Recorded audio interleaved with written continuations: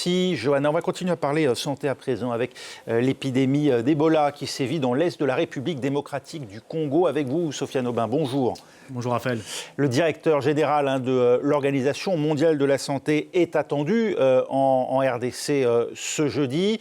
Et si aucun traitement ni vaccin n'est disponible pour la souche actuelle ou actuellement en circulation, une nouvelle arme pourrait sauver des vies, l'intelligence artificielle. Alors expliquez-nous l'épidémie qui menace d'abord aussi les voisins de la RDC extrêmement grave selon l'OMS. Que peut l'IA contre cette propagation d'Ebola ? L'IA ne peut qu'à la hauteur des moyens qu'on investit contre ces maladies tropicales qui endeuillent l'Afrique. Et cet argent fait défaut, alors qu'une gestion pandémique, c'est une course contre la montre, surtout au début, et que l'IA permet justement d'agir plus vite et agir mieux aussi. Par exemple, confiner tout le monde ? Non, pas forcément. Mieux vaut confiner les bonnes populations au bon endroit et au bon moment. Et il faut dire que ces technologies sont capables. On peut remonter jusqu'à décembre 2019. On est à Toronto. Il y a une intelligence artificielle qui s'appelle Blue Dot. Et elle détecte qu'il y a alors une étrange épidémie de grippe en Chine. On est quasiment une semaine avant que les autorités sanitaires ne tirent la sonnette d'alarme. Cette étrange grippe, vous l'aurez compris, c'était bien évidemment le Covid.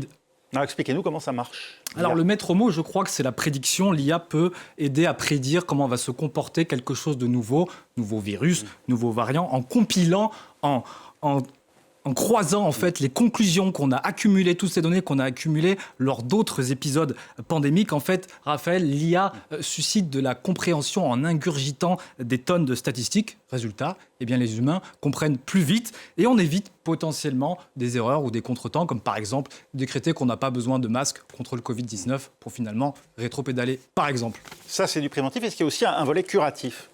Alors soyons clairs, cette technologie ne va pas inventer un remède miracle contre Ebola pendant qu'on dort et elle ne remplace pas non plus les essais cliniques en bonne et due forme. Mais les modèles artificiels, c'est vrai, permettent de mieux en mieux de singer les paramètres de la biologie, les nôtres, ceux des virus aussi. Et donc oui, il y a bien un volet curatif parce que dans ce métavers moléculaire, si j'ose dire, on va pouvoir tester, essayer des nouveaux vaccins, des nouveaux traitements et donc potentiellement accélérer leur mise en circulation pour le coup dans le monde réel. Du progrès technologique, scientifique, mais de moins en moins d'argent pour la santé. Le budget de l'OMS a été réduit de l'ordre de 21%. Oui, parce que le multilatéralisme est en crise, y compris sur le front de la santé, alors que pourtant c'est bien ce travailler ensemble qui a permis d'endiguer des épidémies comme le sida par le passé. Alors maintenant, aujourd'hui, en 2026, est-ce que plus de progrès, ça peut compenser moins de volonté politique ? En tout cas, c'est la question que j'ai posée à un épidémiologiste de renom et il m'a fait un petit rappel historique. Écoutez ça.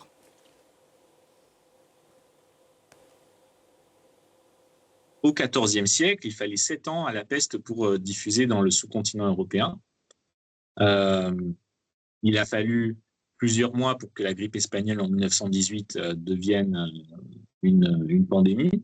Mais il a fallu quelques semaines au SARS-CoV-2 pour mettre presque tout le globe à genoux, avec des confinements inédits.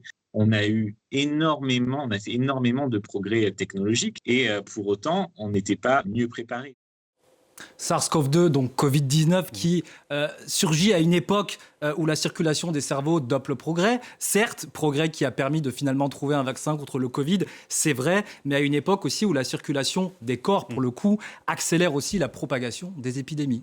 Et pour parler de l'intelligence artificielle, c'est une arme puissante, évidemment, mais elle a besoin de ressources, elle a besoin d'espace, ça c'est indéniable pour les fameux data centers.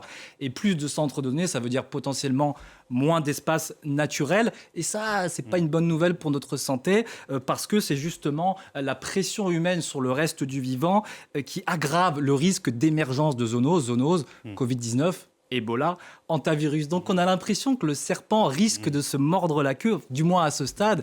Et est-ce que l'intelligence artificielle va pouvoir sortir de cette espèce de jeu à somme nulle pour véritablement et finalement générer du positif pour la santé humaine ? Eh bien, c'est l'une des nombreuses questions qu'on va continuer de suivre sur France 24. Merci beaucoup avec vous, Sofiane Aubin.